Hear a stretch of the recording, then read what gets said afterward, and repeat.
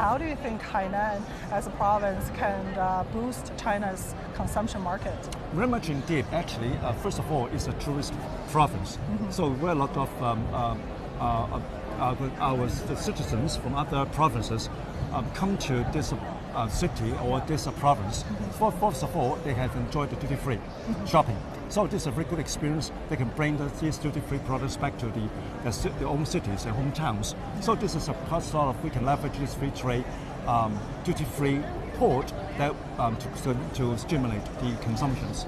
At the same time, because of this free trade port, so we have a good platform and port facilities. They can import products from overseas, especially the outset, especially working with the Southeast Asian countries. We can really shop a lot of these duty-free products from this port, and then we can sell through this sort of duty-free shopping.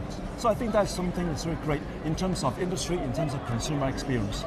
Definitely. Now, let's talk a little bit about the general consumption industry in China. What kind of highlights and trend have you observed this year, kind of in a post-pandemic world in China? What kind of trends we've seen this year? And also looking forward, where do you think growth in consumption will come from? Yep.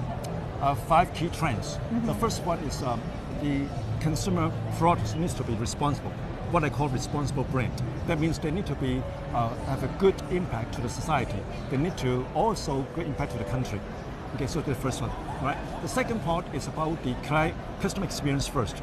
So right now, you cannot just purely have the products, but need to also integrate with the customer experience in the offline, online.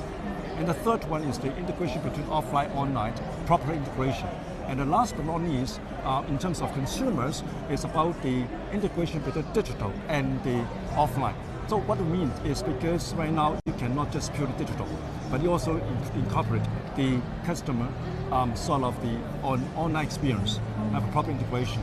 And last but not least, from the other part is about the governments are driving the consumers to the right directions or providing a platform initiative, especially like the international festivals, so that the consumers have an incentive to spend money on such sort of the products. All right.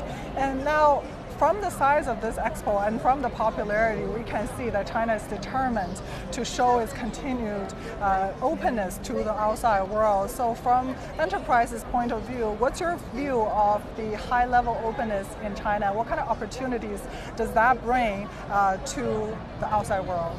That's so important because this is a tone at the top.